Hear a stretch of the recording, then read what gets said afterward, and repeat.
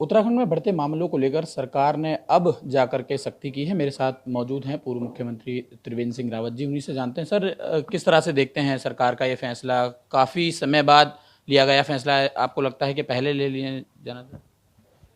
नहीं, देखिए, फैसला तो सरकार ने काफ़ी दिन पहले लिया था, लेकिन हाँ, पिछले 3 दिन से मैं देख रहा हूँ कि प्रशासन ने जिस तरह से इस पर सख्ती की है उसके परिणाम आ रहे हैं। और पिछले 2 दिनों में जो हमारे पॉजिटिविटी है वो रेट भी घटा है।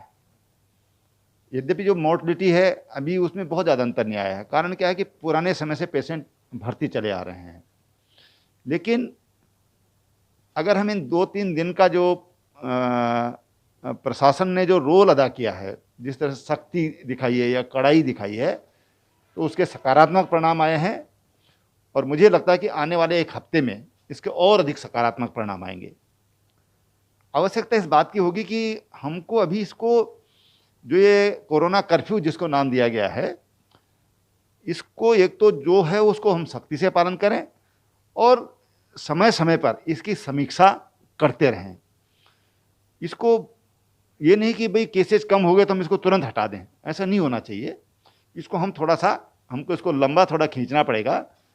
जो वैज्ञानिक, जो वायरोलॉजिस्ट जो थर्ड वेव की बात कर रहे हैं, तो हमको उसको भी हर समय अपनी नज़र में रखना पड़ेगा। और मैं समझता हूँ कि जिस तरह से इस तरह से मुख्यमंत्री ने इस पर अपना ध्यान केंद्रित किया है और जो पूरी टीम है, प्रशासनिक जो टीम है, जो उसके लिए नोडल ऑफिसर्स बनाए हैं और उसके लिए जो एक कंट्रोल के लिए जो एक अधिकारियों की टीम बनाई है, उसके एक सकारात्मक परिणाम आएंगे। हाँ, बयानबाजी से बचना पड़ेगा। बयानबाजी से बचना पड़ेगा कि कोई भी सीनियर लीडर अगर बयान देता है तो जनता उसको बड़ी गंभीरता से लेती है और कई बार उसके अनुसार आचरण करती है। और इसलिए बहुत सीरियसली हमको इसको लेने की ज़रूरत है। तो मुझे लगता है कि उत्तराखंड में एक आध हफ्ते में इसके बहुत ही अच्छे परिणाम आ आपने सकते बयान की बात करी सर, मौजूदा सरकार में मंत्री जो हैं गणेश जोशी, वो ये कह रहे हैं कि अगर त्रिवेंद्र सिंह रावत पहले थोड़ी सतर्कता बरते और व्यवस्थाएं करते तो आज ये हालात नहीं होते, और इसके जिम्मेदार कहीं ना कहीं वो आपको ठहरा रहे हैं। हैं।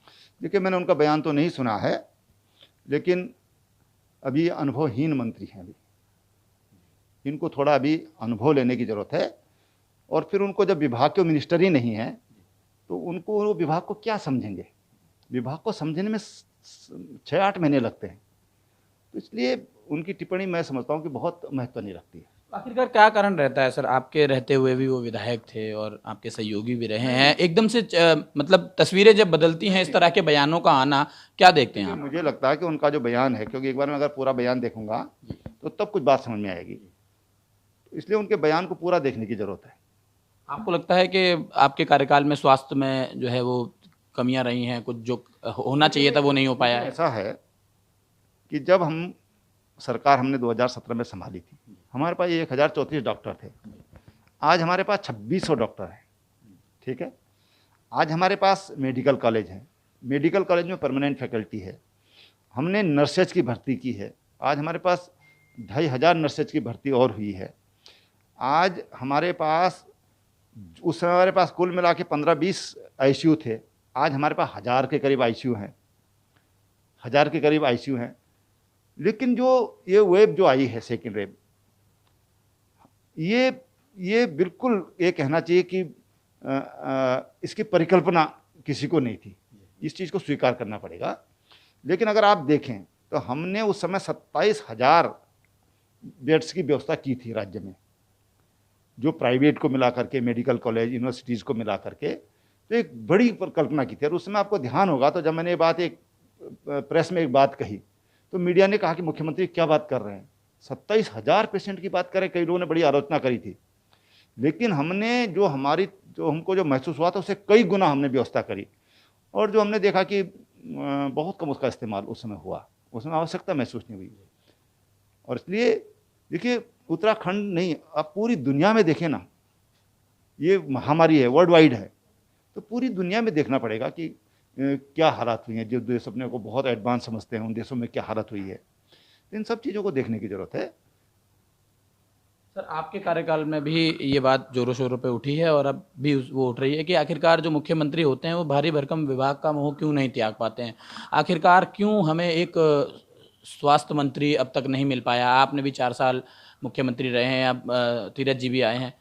देखो भाई, ऐसा है कि आज बाध्यता है कि आप कितने मिनिस्टर बना सकते हैं, ठीक है ना। और इसलिए उस बाध्यता के अंतर्गत मुख्यमंत्री को कुछ विभाग रखने ही रखने अपने पास हैं। तो ये कभी ऐसा नहीं होता कि अगर मुख्यमंत्री के पास विभाग होता है तो वो विभाग अच्छा काम करता है, ऐसा नहीं है। जो लोगों को गफलत है कि भाई उसके कारण गलत होता है, क्योंकि मुख्यमंत्री के पास तमाम तरह की उसके अगर उसका कोई वक्तव्य है तो एक तरह से आदेश होता है। अगर पिछली बार हम तमाम अस्पतालों में व्यवस्थाएं कर पाए, इसलिए कर पाए कि सीधा सीधा मुख्यमंत्री की देखरेख में था स्वास्थ्य विभाग। इसलिए ये सोचना कि अलग विभाग होना चाहिए, ये ऐसा कुछ नहीं है, क्योंकि मुख्यमंत्री का विभाग तो रहने हैं। मतलब आपको लगता है कि जरूरत नहीं है ऐसे स्वास्थ्य मंत्री की फिलहाल राज्य को? ऐसा नहीं है, लेकिन इसके कारण कोई स्वास्थ्य महकमा प्रभावित हो रहा है, ऐसा मेरा मानना है। नहीं, अगर होता तो व्यवस्थाएं और चाक चौबंद हो सकती थी। एक मंत्री अगर स्पेशली स्वास्थ्य के लिए लगा जाए। कोई जरूरी नहीं ऐसा हो, कोई जरूरी नहीं है ऐसा हो। मुख्यमंत्री की प्राथमिकता क्या है? हो सकता है मुख्यमंत्री की प्राथमिकता हो कि स्वास्थ्य विभाग प्राथमिकता होना चाहिए, इसलिए मुझे मेरे पास रहना चाहिए। अधिकारियों को पता है कि अगर हमने कहीं पर कोई लापरवाही की तो मुख्यमंत्री हमारे कान खींच सकता है, इसलिए मुख्यमंत्री ने किस सोच के तहत वो विभाग अपने पास रखा है वो महत्व रखती है। आप पहली बार खुल करके बोले हैं कि आखिरकार आपको हटाया क्यों गया है। उसमें कुंभ जैसा महापर्व एक बहुत बड़ी। देखिए मैंने कभी नहीं कहा कि मुझे क्यों हटाया गया। मैंने जो कहना था वो मैंने 9 तारीख को जब मैंने इस्तीफा दिया था उसके बाद मैंने प्रेस कॉन्फ्रेंस में कहा था। और इसलिए पार्टी ने तय किया, पार्टी के आला कमान ने तय किया, तो हमने कहा ठीक है, हमने इसको स्वीकार किया, सहर्ष स्वीकार किया। आपको लगता है कि कहीं ना कहीं जो सूक्ष्म रूप में कुंभ कराने की जो बात आपने कही है, कहीं ना कहीं वो भी एक? नहीं भाई, ये कोई वजह नहीं है, ये कोई वजह नहीं है। ऐसे थोड़ी होता है कि ये एक इवेंट हो रहा है, एक प्रोग्राम हो रहा है और उसके कारण ऐसा हो जाए, ऐसा नहीं होता कभी भी। मौजूदा स्थिति को किस तरह देखते हैं? व्यवस्थाएं स्वास्थ्य की क्षेत्र में हमारे प्रदेश की कैसी आपको लगती हैं फिलहाल? देखिए, राज्य में स्वास्थ्य की व्यवस्थाएं अगर हम पिछले 17 सालों की तुलना करें, इन 4 साल की तुलना करें, तो बहुत आमूलचूर परिवर्तन हुआ है। आमूलचूर स्वास्थ्य की सुरक्षा की जो दृष्टि जो कदम उठाएगी, अटल आयुष्मान जैसी योजना, हर आदमी को आज 5 लाख रुपए का स्वास्थ्य का सुरक्षा कवच दिया गया है। ये मामूली चीज नहीं है, एक बहुत बड़ा कदम था जो आज भी देश में अकेले उत्तराखंड में है। इसलिए जो स्वास्थ्य व्यवस्थाएं हैं, हम कोविड काल से, महामारी से उसकी तुलना करें, उसकी आवश्यकताओं के हिसाब से उसकी तुलना करें तो निश्चित रूप से दुनिया की व्यवस्थाएं ध्वस्त हुई है। लेकिन अगर हम एक सामान्य अवस्था में देखें तो आमूलचूल परिवर्तन हुआ है स्वास्थ्य सुविधाओं में। 3 मेडिकल कॉलेज खुले हैं, ऐसे मामूली चीज़ नहीं है।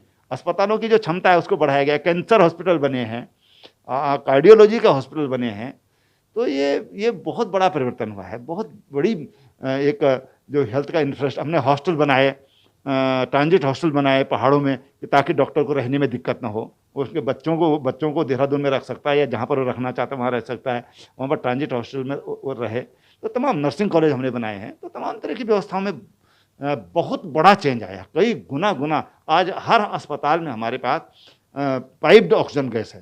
पहले कल्पना कर सकता था कोई क्या? आज हमारे अस्पताल में गायनोकोलॉजिस्ट हैं, हर ऑर्थो के सर्जन हमारे पास हैं।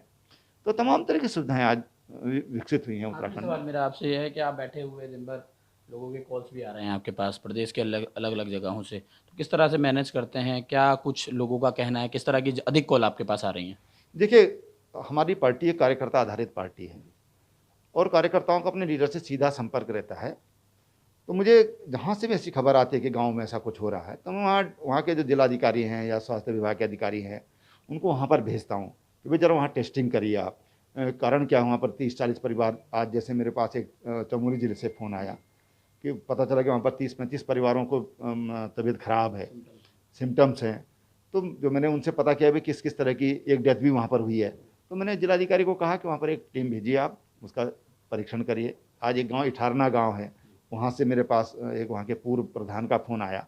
उन्होंने कहा साहब हमारे गांव में आजकल परिवहन पूरी तरह बंद है, आने जाने की सुविधा नहीं है, तो जो टेस्टिंग की सुविधा है यहीं पर होना चाहिए और वैक्सीनेशन यहीं पर होना चाहिए।